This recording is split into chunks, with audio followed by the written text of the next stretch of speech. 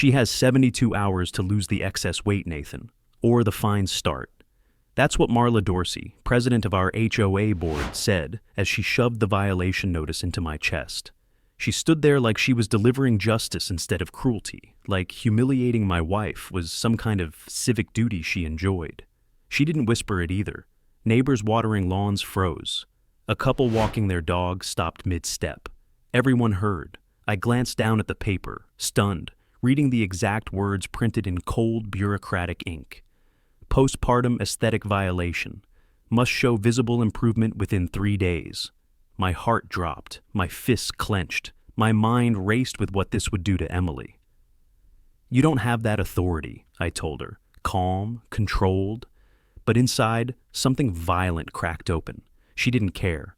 She smirked, flicking imaginary dust from her blazer. The afternoon sun glinting off the HOA badge clipped to her chest like she'd earned it in battle. One quick thing before this gets worse. Tell me where you're watching from, because if you've ever lived under an HOA dictator, you already know how fast this can turn ugly. And trust me, it's about to. My name is Nathan Cole. I'm a licensed physical therapy specialist. I help people rebuild their lives after surgeries, accidents, and trauma. I've spent years seeing what the wrong word or the wrong moment can do to a recovering mind. That includes postpartum recovery, which is fragile, slow, and deeply personal. It deserves patience, compassion, protection. Marla wanted war instead. I looked past her, through the open gate into our backyard, into the greenhouse. Emily built it slowly over the past few months, plant by plant, seed by seed, trying to feel all right in her body again. That greenhouse wasn't a structure violation. It wasn't a visual nuisance. It was the first thing that made her smile after the baby and the fear and the nights she couldn't breathe under the weight of her own exhaustion. And now Marla was using it as evidence of uncontrolled size change.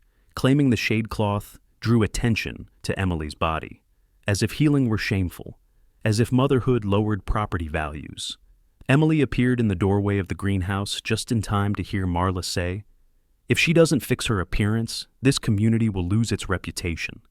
Emily's face went pale. Her hands flew protectively to her stomach, not pregnant anymore, but still carrying the memory, still holding scars the world couldn't see. She didn't cry yet. She just stood there, silent, crushed by a sentence that should never exist. I stepped closer to Marla. "You don't get to police her body." "I do when it affects the quality of our neighborhood," she said, unblinking. She leaned in, voice low and venomous.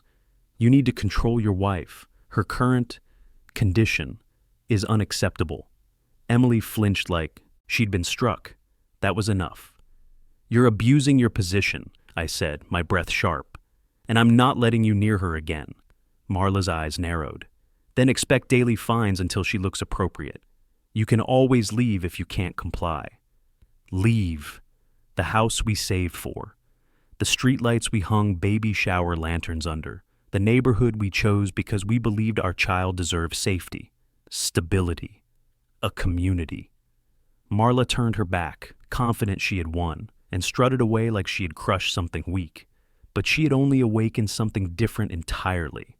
Emily sank to the ground beside the greenhouse, arms wrapped around herself, as if trying to disappear.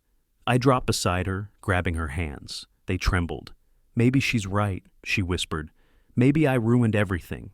No, she didn't ruin anything. She survived childbirth. She survived fear. She survived the nights she thought she wouldn't make it to morning. She was stronger than any of them, stronger than the shallow eyes judging her. This wasn't about rules. It wasn't about uniform lawn colors or fence heights. This was an attack on her dignity. "I promise," I said, holding her tighter, "no one is ever going to make you feel like this again." I didn't know how yet. I didn't know who else Marla had already hurt. But as I looked at that greenhouse, her sanctuary, her healing, I made a vow. I wasn't going to play defense. I was going to end her reign.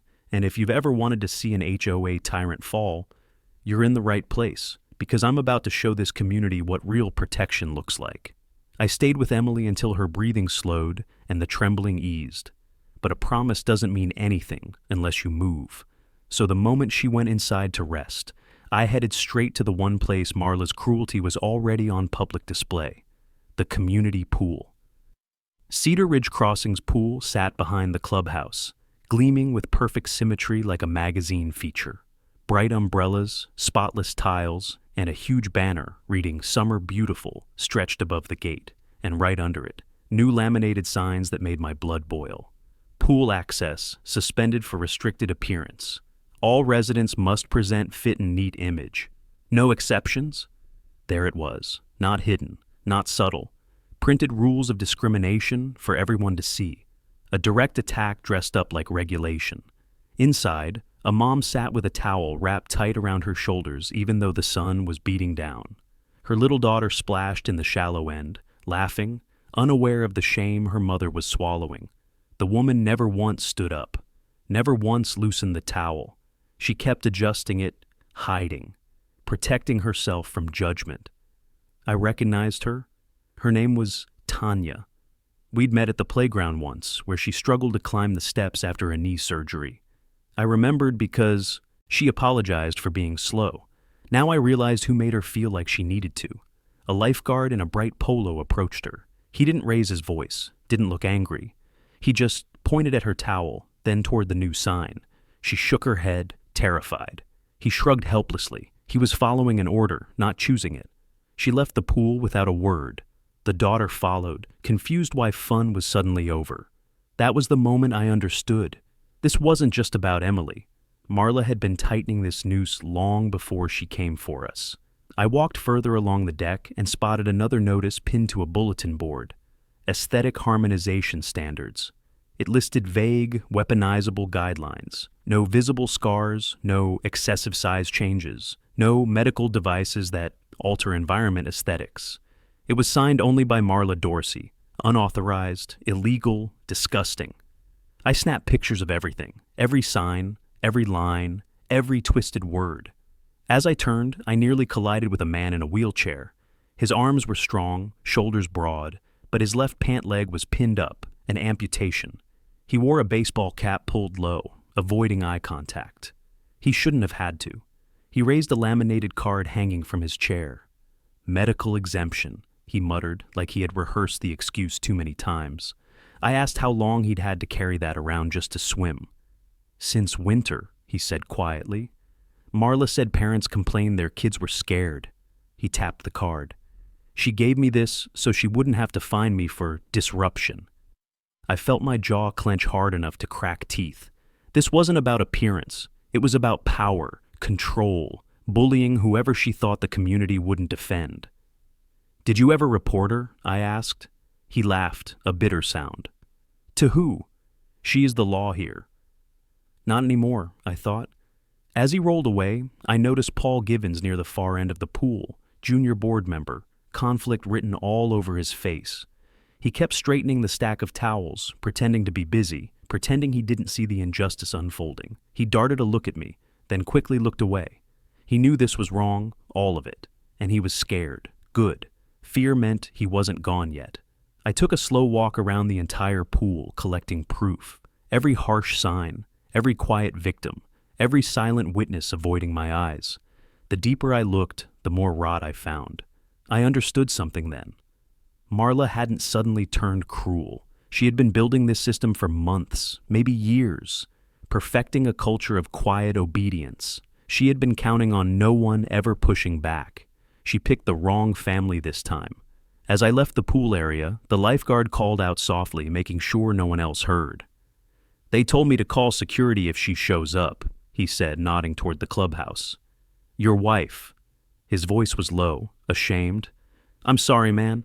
I just work here. His apology wasn't enough, but it told me everything I needed. People weren't following Marla out of loyalty. They were following out of fear.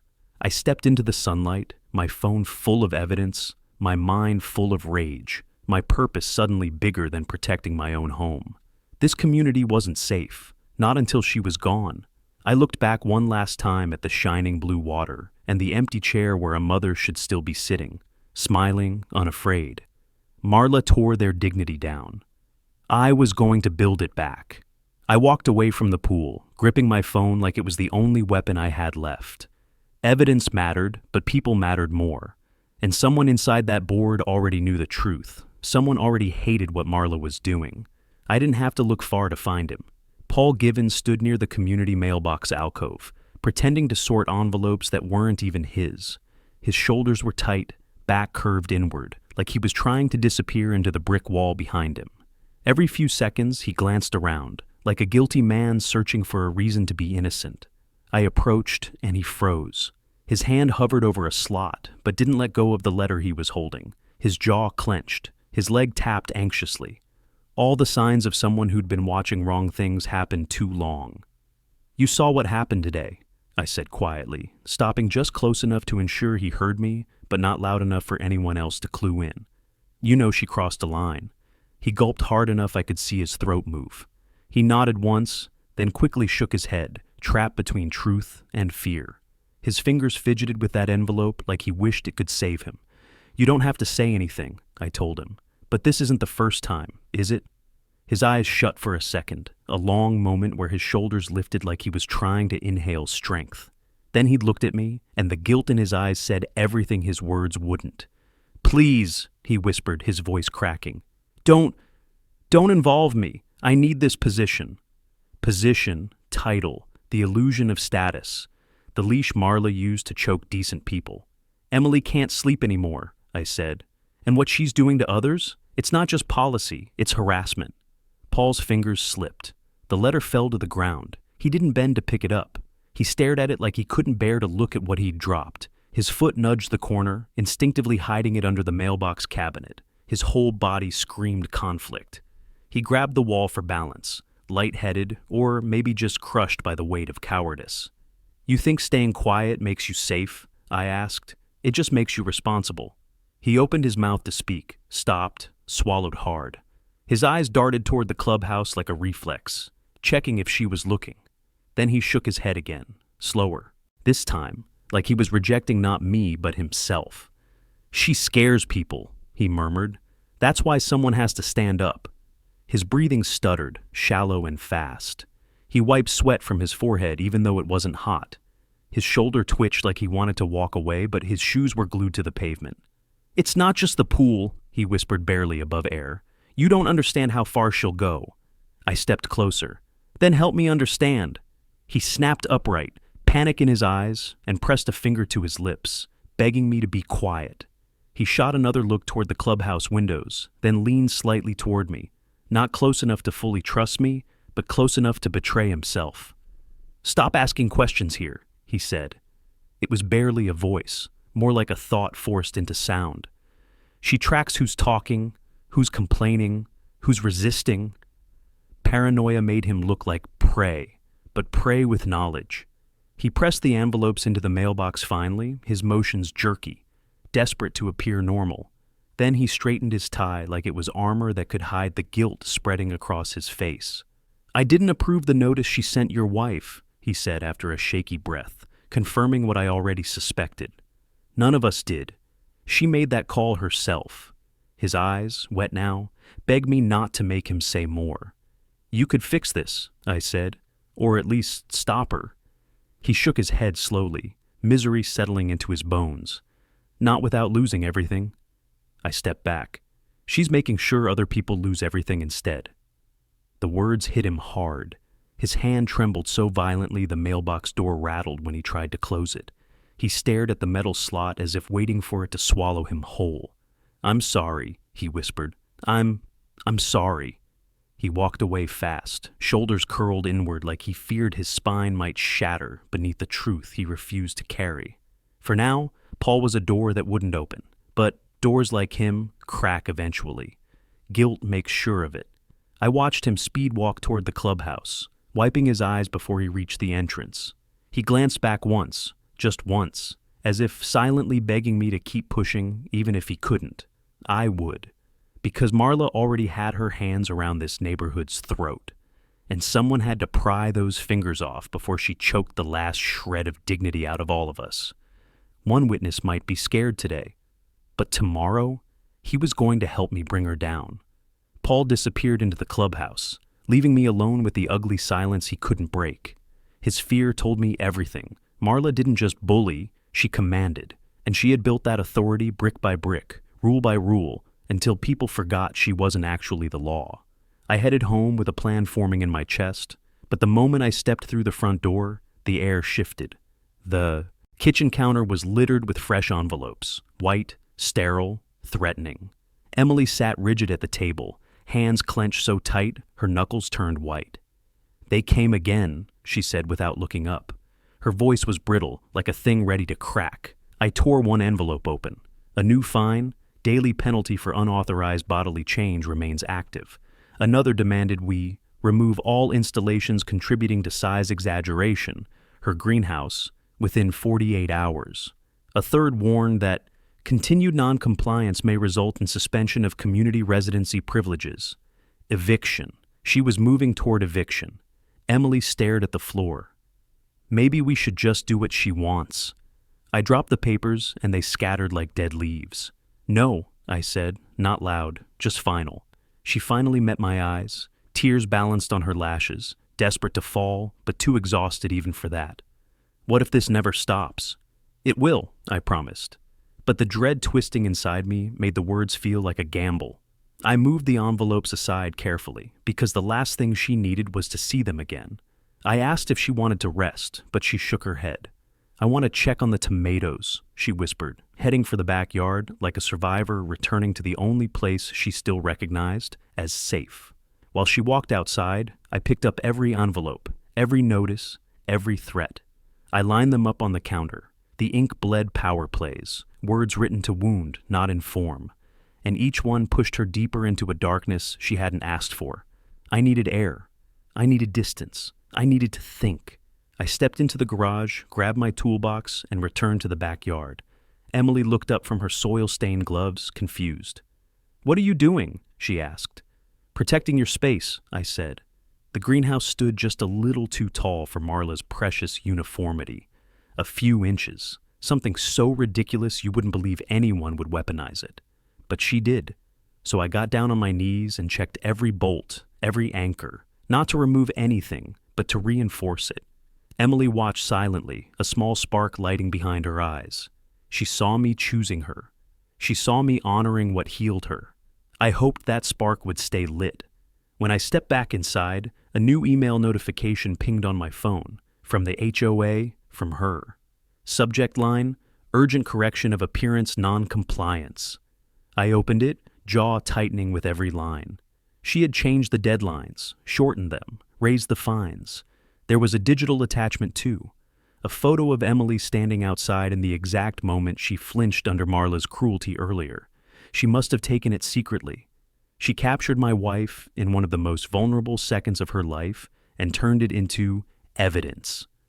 I gripped the phone so tight it creaked. This wasn't administration. This was harassment. Devotion to control. A calculated attack on everything fragile and human. And then something else hit me. Paul's words at the mailboxes. "You don't understand how far she'll go." He wasn't exaggerating. I checked the timestamp. The photo was uploaded to the HOA portal instantly. Marla wanted documentation. She wanted digital humiliation. She wanted a record of Emily's pain, and she wanted me to see it. Enough. I grabbed my camera and walked straight to the front yard. I took photos of every single house around us. Solar lights too bright. Garden flags off color. Fence slats a half-inch taller than regulation. Kayaks stored outside the sightline rules.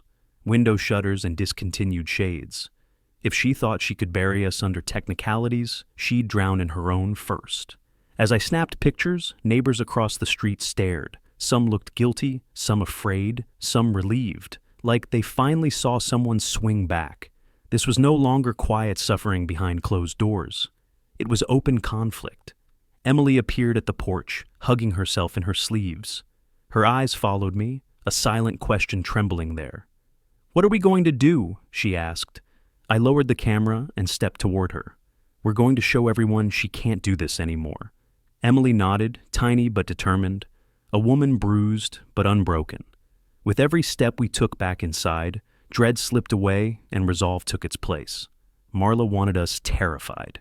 But if she kept pushing, then I was going to make sure she became terrified instead.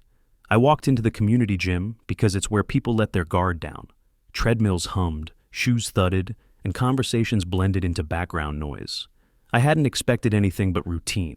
Instead, I heard Marla's voice, sharp and triumphant, from the administrative office corridor. She was speaking too loudly for secrecy. I eased closer, pretending to stretch, and listened. If they resist, escalate fines and limit access. Post the photos on the portal, make the consequences public, she said, laughing like she owned the place. Her tone had the casual cruelty of someone who believed humiliation was policy. A staff volunteer nodded without speaking. A woman folding towels kept her eyes lowered. Everyone acted like they hadn't heard. That was the insidious part. Normal habits protecting abnormal behavior. Then Marla name-dropped Paul. Paul handled the paper for me. He knows to keep protocol flexible, she said, using his name like a blunt instrument. My posture tightened. That line changed everything. She was admitting active manipulation. I recorded the exchange discreetly.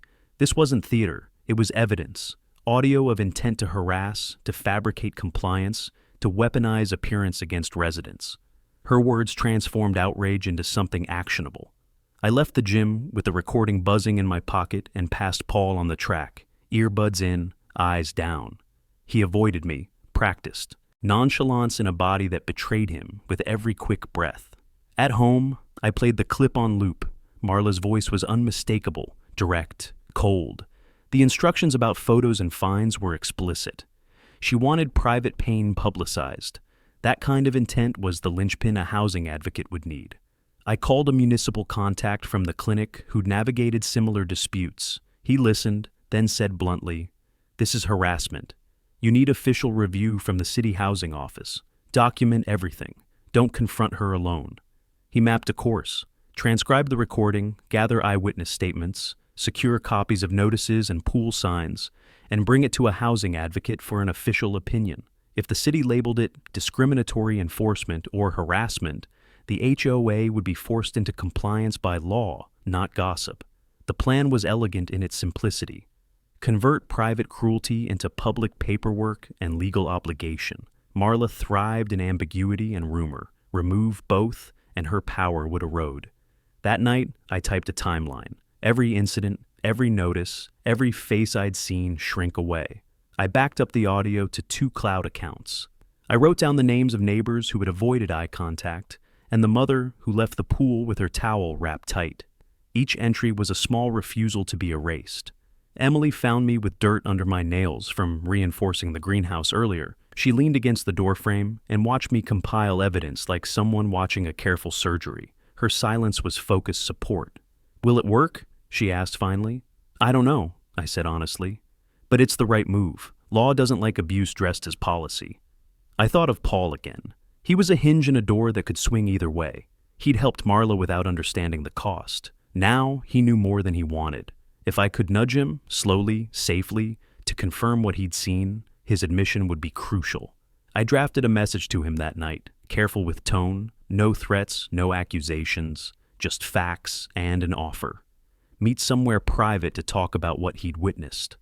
I printed a cover sheet, labeled exhibits, numbered audio files, and scheduled a preliminary intake with the housing advocate for the morning. Having forms ready felt like armor against her cruelty today. The recording on my phone was a loaded fact. Tomorrow I would begin turning it into a legal claim. The fight was shifting from gut to strategy, from private outrage to public process. Paul would either help or hide. The rest of the neighborhood would follow, and if they did, Marla's theater had an audience that could dismantle it. I slid the message into my drafts and shut the laptop. Dawn was a promise. The work would start with the first meeting at the housing office, and I intended to be there with proof in hand. Sunlight barely touched the blinds when I woke up. I didn't sleep much. Every time I closed my eyes, I saw that photo of Emily posted as evidence. My first meeting was in an hour. I showered, got dressed, printed my files again, triple-checked the audio recording was saved everywhere it could be. Then I went to leave. Emily was already awake on the couch, knees pulled to her chest, wrapped in a blanket like she was trying to make herself smaller. "Where are you going?" she asked, voice groggy, fragile. "To the housing office," I said gently. "I'm taking the recording." Her eyes widened, hope flickered, and fear followed behind it. "Nathan?" What if it makes her angrier? I knelt in front of her. Let her get angry, I said. She already decided to hurt us. The difference now is that we're pushing back. She nodded, but her fingers gripped my sleeve before she let go. I kissed her forehead and promised I'd be back soon. A promise anchored in truth this time, not just comfort. The municipal housing office smelled like fresh toner and stale coffee. Posters about fair housing laws lined the walls.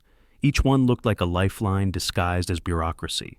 An advocate named Catherine ushered me into her cubicle. She was sharp-eyed, calm, and the kind of person who could turn paperwork into justice. I handed her the printed timeline, the notices, photos of the pool signs, and finally, my phone with the recording queued up. She listened, brows lifting slow and high. Every word from Marla was another nail in her own coffin. "This isn't a policy dispute," Catherine said when it finished. "This is targeted harassment with discriminatory intent. Validation, not just emotional, legal." "What do we do?" I asked. "You build a coalition," she said. "Residents who can confirm similar experiences. Once we establish a pattern, we force the HOA board to hold a removal vote, and if they refuse..." She smiled like she enjoyed being underestimated. "We escalate. State housing protections, civil harassment claims. She'll fold before we reach discovery." The word coalition stuck with me. One voice could be ignored. Many voices? That was a storm. I thanked her and left with a folder, thick with official complaint forms. Evidence now had a professional path, a straight line to accountability. Outside, I sat in my truck and stared at the papers. The victory strategy wasn't just mine anymore. It belonged to every person she'd stung into silence. Harassment didn't survive sunlight. She'd been counting on shadows. My phone buzzed, a text from an unknown number. "We need to meet. Not safe on HOA property. 7 p.m. Veterans Park." Paul. He was cracking. Guilt was prying him open. Good. Before heading home, I stopped by one of the neighbors I'd photographed. Tom, a retired Marine with the amputation. He answered the door cautiously, expecting trouble. When he saw the documents in my hand, his posture straightened like muscle memory returning. "You're fighting her," he said. Not a question. "Yes," I replied, "but I can't do it alone." I explained the meeting with Catherine, the recording, the vote we could force if enough residents stood together. I didn't ask him to be brave. I asked if he wanted dignity back. His jaw tightened. "Then put my name on whatever form you've got." His eyes hardened, not in anger, but relief. "She thinks disability means weak. Let's prove her wrong." One signature, first of many. I walked back home feeling something I hadn't in days. Momentum. But the second I stepped into the backyard, that feeling slammed into a wall. Emily stood in front of the greenhouse with a sledgehammer in her hands. My heart stopped. "I'm tired of fighting," she whispered to the glass panes, not turning around. "I just want it to stop. If the greenhouse is the problem, I'll get rid of it." I rushed to her side, taking the sledgehammer before it could fall. She finally looked at me, and the exhaustion in her eyes hit harder than any weapon. "She wins if you destroy what heals you," I said, placing the hammer gently on the grass. Emily's breathing was shallow, almost panicked. "But what about us? What about staying here?" "No home is worth losing yourself," I told her.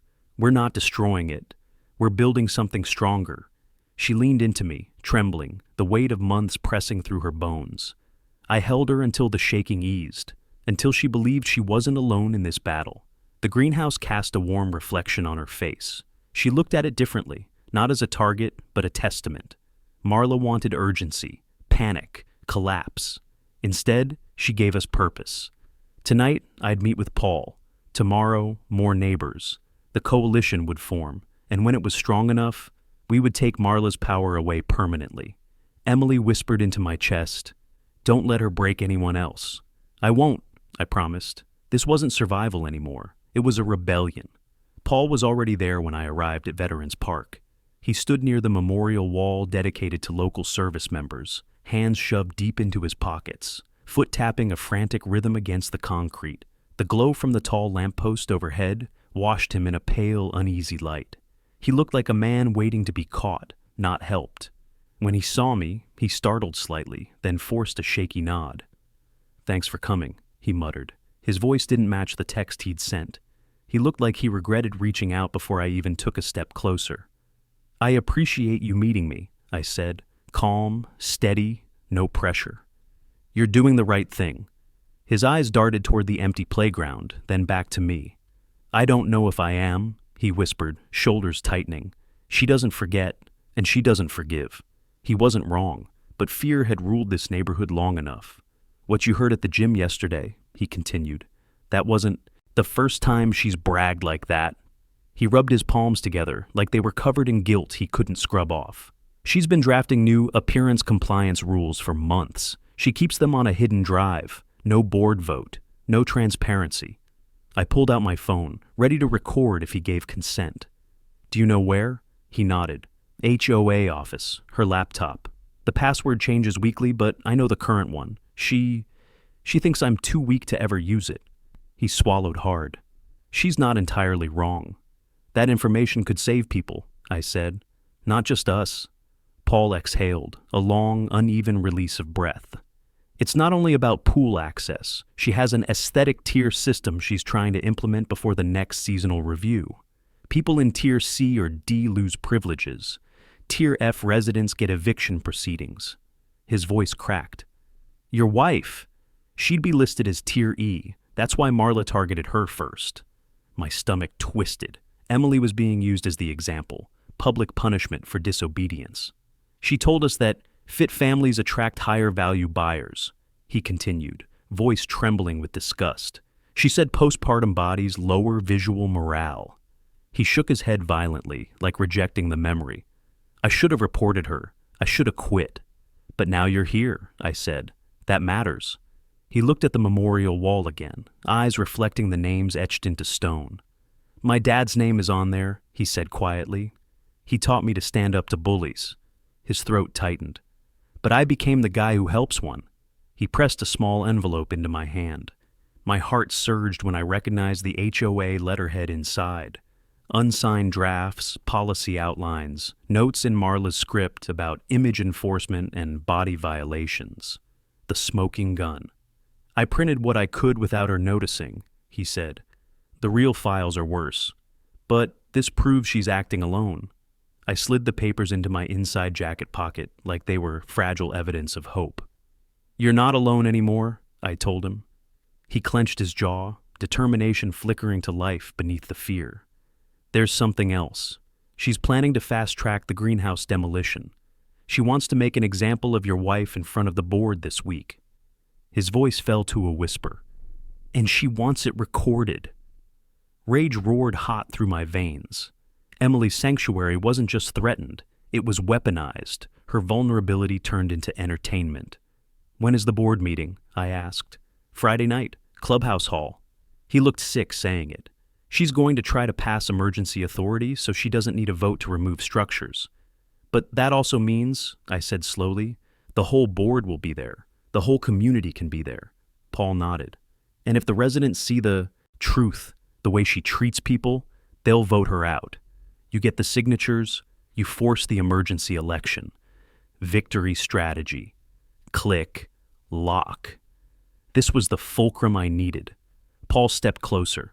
His hand shook as he placed it on my arm, not a gesture of friendship, but of surrender to the right side. "I'm not brave like the others you've talked to," he murmured. "I'm not a fighter." "You're here," I said. "That's what bravery looks like." For a moment he allowed himself to breathe, like he believed that. Then headlights swept across us, the parking lot suddenly too bright. Paul flinched, retreating into shadow. "I need to go," he whispered. "Don't contact me unless it's safe." He walked off fast, disappearing between the monuments, shoulders hunched against ghosts he was finally ready to confront. I stood alone under the lamppost, pulse pounding, gripping the evidence. Marla thought fear would keep people quiet, but fear was starting to talk. And soon, fear would vote.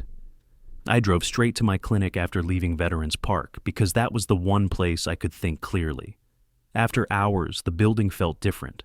No patients, no chatter, just stillness and the faint scent of disinfectant hanging in the air. I flipped on a lamp in my office and spread everything across my desk.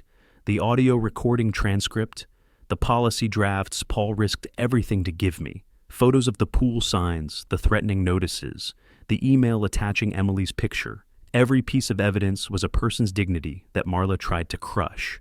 I opened Catherine's folder again, the step-by-step breakdown for forcing a community action vote.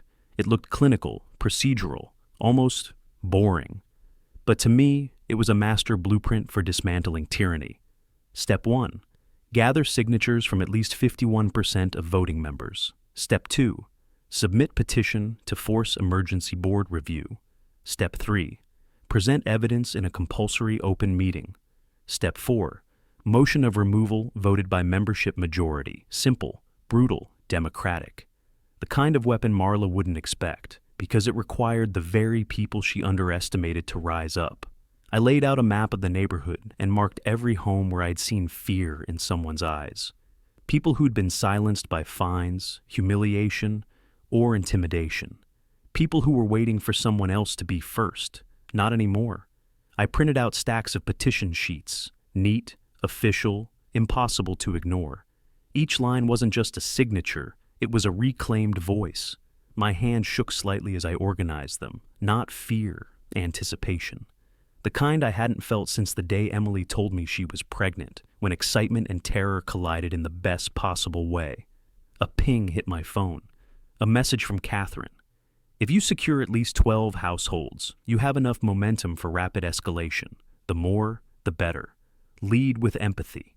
Empathy, my job, my life, my anchor.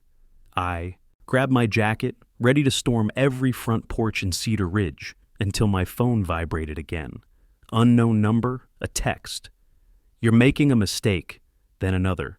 People like you don't win. A chill crawled up the back of my neck. Marla, she knew, or suspected enough to send warnings. She relied on intimidation like oxygen. She thought a few threatening messages would make me back down because most people did. But most people don't have a wife sitting at home, wondering every day if she's worth being seen. I deleted the messages and shut off notifications. She could scream into the void all she wanted. She wasn't getting a reaction. I stepped into the clinic gym, the same space where I coached athletes and rebuilt post-accident strength. The motivational posters lining the walls felt heavier now. Persistence beats perfection. Emily needed those words more than anyone, and so did every resident who felt small because Marla told them to be. I stood in the middle of the empty floor and rehearsed in my mind what I'd tell people when I knocked on their doors. Not legal jargon or anger, the truth. That woman made you feel unworthy. Help me stop her from doing that to anyone else. The weight of that promise sat squarely on my chest, then steadied like it belonged there. I gathered the petition packets and headed for the exit. But before I opened the door, I paused, seeing my reflection in the glass. I looked like a man preparing for a fight he could lose. But when I pictured Emily with that sledgehammer earlier, I realized something. The only battle we lose is the one where we surrender. I locked the clinic behind me and stepped into the night. Streetlights cast long shadows across the parking lot. But for the first time in days, the darkness didn't feel suffocating. It felt like a stage waiting for the main act. Tomorrow, I'd go door to door. I'd look every neighbor in the eye. I'd give them permission to say what they'd been too afraid to say. Yes. Yes, she hurt me. Yes, she has to be stopped. Yes, I'll sign. And once there were enough yeses, we'd crash her board meeting with truth, sharp enough to cut out her authority at the root. I slid into my truck, eyes locked on the silhouette of Cedar Ridge crossing ahead. So many lives waiting behind those roofs. So many stories of quiet humiliation. I turned the key. Enough was enough. This wasn't about compliance anymore. It was about taking our home back. Marla had counted on silence, but I was about to make this neighborhood loud. I started with the house closest to ours, street by street, porch by porch. The neighborhood sidewalks felt different now, less polished, less perfect. Like beneath the manicured lawns and curated mailboxes, something messy and human was finally ready to breathe. At the first door, I rehearsed my line in my head. Calm, respectful, no attacks, just truth. When the porch light flicked on, a man I recognized stepped out. Mr. Halden, retired accountant, always the one measuring his hedge line exactly to regulation. He looked startled to see me holding a clipboard. "Is everything all right?" he asked, voice guarded. I'm collecting signatures, I said, for a petition to call an emergency board vote. We're removing Marla. He stiffened like he'd been expecting pushback, but not this kind of pushback. His gaze fell to the papers. His jaw worked in silence, processing, calculating. She fined my wife, he said finally, because she used a cane while walking the dog last month. His eyes sharpened, and without hesitation he grabbed the pen. Put me down. A clean signature. 1. Next house. Mrs. Jackson. Her hands shook as she opened the door. Anxiety etched deep in her posture. When I explained the petition, she blinked rapidly, tears rising. She said Marla had written her up for having a medical oxygen tank visible through her front window. That woman made me feel like being sick was a moral failure, she whispered before signing. 2. House after house, signature after signature. Every person had a story, a humiliation, a scar she pressed into them because she could. The air felt charged with something fragile turning into fury. By the time the sun climbed high, sweat trickled under my collar, and the petition sheets were nearly full. Each signature felt like a heartbeat, a pulse of the community waking up. At the corner house, kids' bicycles lay scattered, and sidewalk chalk drawings brightened the driveway. The mother, Angela, opened the door with a baby on her hip. A fresh C-section scar peeked above her waistband. She didn't try to hide it, but I saw how fast she checked for cameras. Marla posted a pool notice about me after I gave birth, she said, voice shaking. She said I needed to complete the recovery appearance cycle before summer events. She hugged her baby closer and signed hard enough the pen almost snapped. 3, 4, 5 signatures from that household alone, including her husband, who stepped out just to say, "About damn time." Some neighbors pulled me inside their foyers, terrified she'd see us talking. One man whispered that Marla threatened to revoke his parking permit if he didn't support her decisions publicly. He signed with a trembling hand. Others invited me onto porches, eager to share how she'd made them feel invisible or defective. People I'd barely spoken to now opened their lives like I was the first person to ask. The coalition wasn't an abstract plan anymore. It was a rising force, a voice growing louder with every name. By late afternoon, I had more than double the signatures required. Yet, I kept going. Not because I needed them, because they needed this moment. When I reached Tom's house, the retired Marine, he rolled onto his porch before I even knocked. He glanced at the thick stack of papers and let out a low whistle. Looks like the neighborhood woke up. I held out the newest sheet. He pressed his name again, strong and certain. If she thinks we're ashamed of our bodies, he said, nodding toward his prosthetic, she's shown us exactly who should be ashamed. He clapped a hand on my shoulder, a grounding force. Friday's coming fast. You ready for the storm? I was. But before I answered, I heard footsteps rushing behind me. I turned to see Emily hurrying down the sidewalk, a little out of breath, a smudge of dirt on her cheek like she'd been tending the garden. I want to help, she said. The confidence in her voice knocked air from my lungs. Her shoulders weren't curled inward anymore. They were squared, steady. She asked for a clipboard, and I gave her one without hesitating. Neighbors who hadn't opened up to me opened instantly to her. Women reached for her hand. Men nodded in admiration. She was living proof of Marla's cruelty, and the reason we were done tolerating it. We canvassed side by side until dusk. Streetlights flickered awake, casting long shadows across a community no longer afraid of its own reflection. At the final house, I looked down at the signatures, pages and pages of names overlapping into solidarity. This wasn't just enough to force the vote. This was enough to end her. Emily leaned into me, eyes shining not from tears this time, but from belief. Tomorrow, we deliver these, she said. And Friday, I answered, we take everything she used against us and make her choke on it. For the first time since this started, she smiled. The rebellion wasn't quiet anymore. It was knocking on every door. We walked the signed petitions straight to the HOA office the next morning. The building sat attached to the clubhouse, glass doors gleaming like a warning. Emily stood beside me, chin lifted, clipboard hugged to her chest like a shield she was ready to turn into a sword. The receptionist, one of Marla's loyal enforcers, tensed the moment we approached. Her smile tried to be polite, but fear cracked the edges. She glanced toward the closed office where Marla worked, as if expecting her to appear out of thin air. "I'm submitting a membership-mandated petition," I said, placing the thick stack of signatures on the counter. "Emergency vote, board president removal." Her face lost all pretense of friendliness. She reached for the papers, hesitated, then pulled them toward her like they were radioactive. "I'll make sure the board receives these," she said, eyes flickering nervously to the hallway. "You do that," I replied. "Clock starts now." Emily squeezed my hand as we turned away. There was no applause, no music swelling in triumph, just a quiet shift in power, a seismic crack forming beneath Marla's feet. We didn't go home. We went straight to Tom's place, where the planning began. The veterans gathered first, men and women who'd fought far bigger tyrants than a board, suburban dictator, then parents with strollers, seniors with walkers, teenagers rolling their eyes at yet another adult circus they were forced to live under. We met in Tom's garage, neutral ground. Folding chairs formed a circle. The garage door stayed open, welcoming anyone brave enough to join. Emily set up a table with the documents, evidence laid out like a courtroom exhibit. I stood in the center, every eye locked on me. "We have enough signatures to force the vote," I said. "But Friday night, we don't just vote. We make sure everyone sees exactly what she's done. No secrecy, no whispers.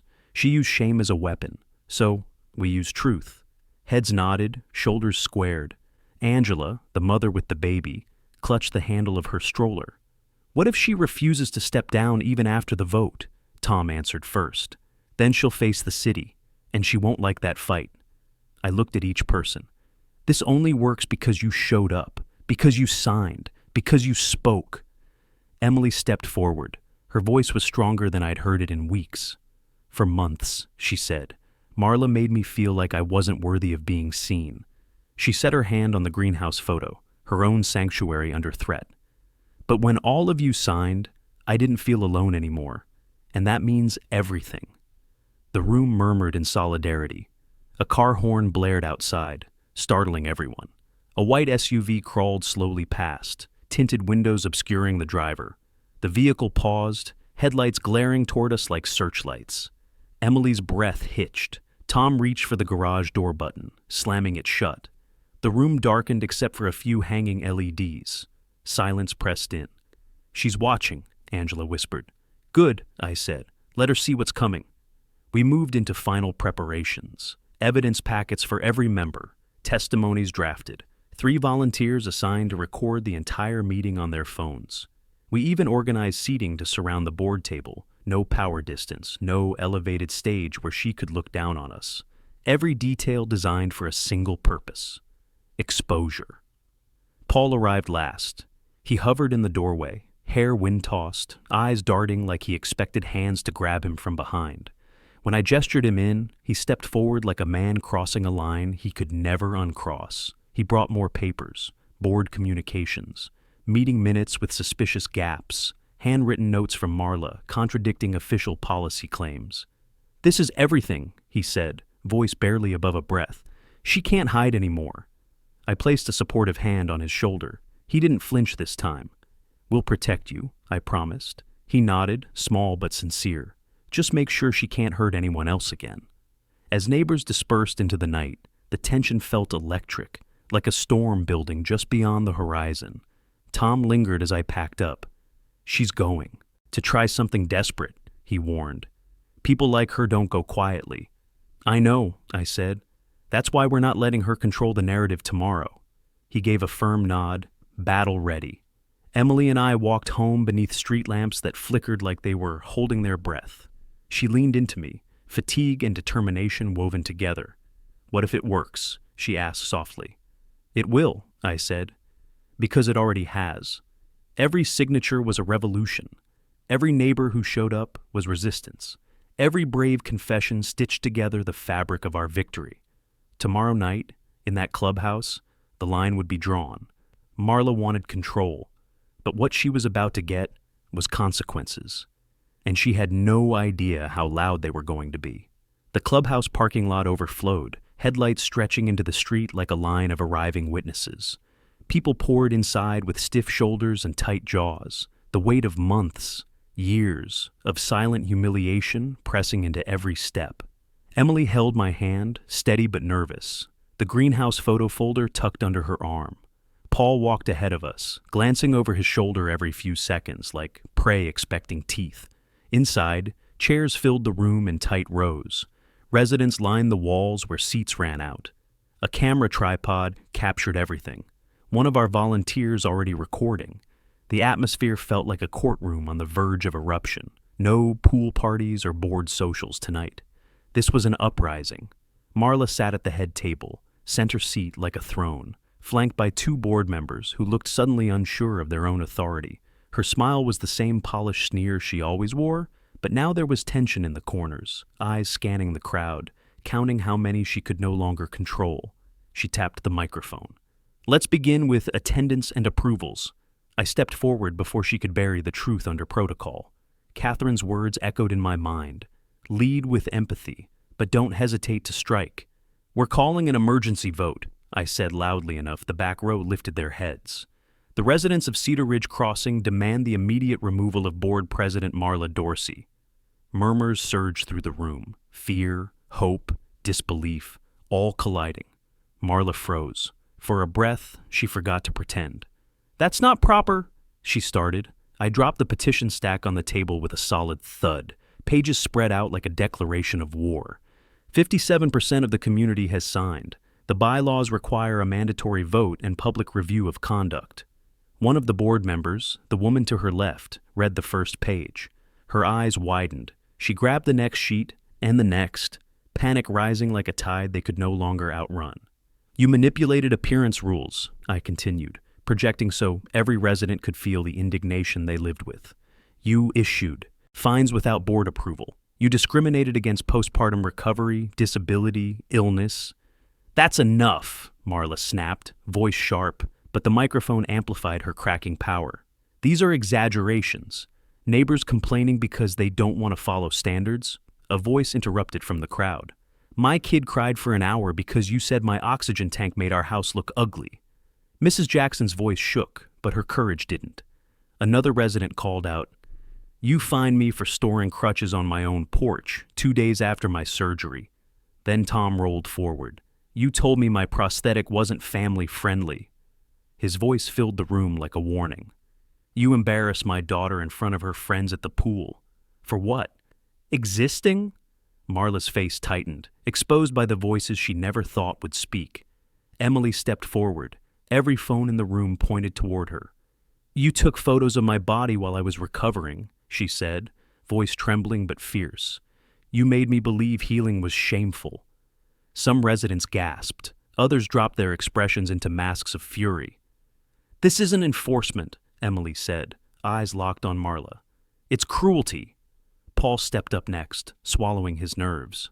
"She told us to look the other way," he said, voice breaking. "She hid drafts of illegal rules and threatened retaliation if we questioned her." He dropped printed communications onto the table, emails, handwritten notes, the proof board members had never seen. Marla jerked upright, furious panic seeping through her mask. "You betrayed private board discussions." "You betrayed this community," Paul said. Every board member now stared at Marla, realizing they'd been dragged into her power trip. Some shifted their chairs away from her, little gestures with huge meaning. "Proceed to the vote," I said. Residents raised their hands, dozens, then more, then nearly everyone. Not a single hand lifted in her favor. Marla looked around, breathing shallow, like the walls were shrinking. "You can't do this," she hissed. "I built this neighborhood. I set the standard. No," I interrupted. "We built this, together." The new motion passed. Effective immediately, she was removed. Silence fell, thick and final. She slammed down her gavel like a tantrum. "You'll regret this," she spat, storming past rows of neighbors who no longer shrank from her. Phones caught her exit, the fall of a tyrant immortalized. The moment the door shut, a breath of liberation rushed through the room. Shoulders sagged with relief. Tears slipped quietly. People embraced like survivors who'd finally reached shore. Emily stepped into my arms, and her sob hit me like a vow fulfilled. Dignity restored. And tomorrow, the rebuilding would begin. When the clubhouse doors closed behind Marla, the room exhaled. For the first time in months, Cedar Ridge Crossing felt like a community instead of a dictatorship. Neighbors hugged each other, wiped their faces, whispered thank yous they had been too afraid to voice before. The lights seemed brighter, the air felt lighter. Emily's hand clutched mine like she was afraid she'd wake up and find out none of this was real. Paul stood alone near the board table, staring down at the scattered papers, evidence of everything he'd tried to ignore. When he finally looked up, his shoulders squared with a new steadiness. He wasn't the terrified board member hiding behind paperwork anymore. He was the man who helped end the cruelty he once enabled. "Thank you," he said quietly, voice still trembling, but not from fear. "I should have done it sooner." "You did it when it mattered," I said. "That's what people will remember." He nodded and stepped away to join the crowd of neighbors gathering around the newly rebalanced board. Decisions were already being discussed, real ones, fair ones. For once, the voices in charge were the ones who lived real lives, not the ones obsessed with appearances. Emily tugged my hand. "Let's go home," she whispered. Home. The word finally meant something again. We stepped into the cool night air, leaving behind the bright noise of victory. The street outside the clubhouse was alive, families walking together, laughter echoing, relief painted across every face. A few people stopped us, thanking us, promising they'd do their part to fix what had been broken. As we reached our house, the porch light lit up automatically, soft and welcoming. But something else caught my eye, our greenhouse. It stood untouched, safe, glowing with tiny garden lights Emily installed before the baby was born. Tomatoes, cucumbers, and herbs thrived inside like they had been waiting for this moment too. Emily's breath hitched, not in fear this time, in wonder.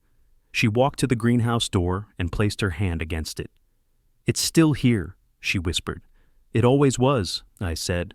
"She just tried to make you forget why you built it." Emily opened the door, and the warm smell of soil and new growth surrounded us. She stepped inside slowly, touching each leaf like she was making sure they were real. Her posture changed, back straight, chin up, shoulders unburdened. "This place saved me," she said. "Now, it's ours again." I watched her move through the plants she nursed back to life during her darkest days, and in her face, I saw the woman who survived childbirth, panic attacks, and a bully who thought she could decide what recovery looked like. Dignity wasn't restored with a vote. It was restored right here, with dirt under her fingernails and pride in her chest. The gate creaked behind us. Neighbors walked up the path, Angela holding her baby, Tom rolling forward with that determined marine steadiness, a few others joining quietly. They carried flower pots, stepping inside the greenhouse one by one, placing their small contributions wherever there was space. "Nobody should feel ashamed for living," Tom said simply. It wasn't just decor. It was a statement, a promise, a future. The greenhouse wasn't a violation anymore. It was a victory monument. Emily's tears came then, but they were the good kind, the kind that washed something dark away. I pulled her into my arms, holding her against the warmth of the greenhouse glass. Our baby slept inside the house, unaware that tonight, their future got a whole lot safer. Across the street, porch lights flicked on, neighbors waving as they passed. For the first time, the neighborhood didn't feel like a stage where imperfections were forbidden. It felt like a place full of human beings, messy, flawed, worthy. The moon rose high above Cedar Ridge Crossing as the night settled into peace. The storm had passed. We weathered it together. Marla thought fear would keep us in silence. But together, we became louder than she ever expected. If you want more stories of homeowners standing up to HOA tyranny, hit subscribe right now, share your story in the comments, and let me know where you're watching from.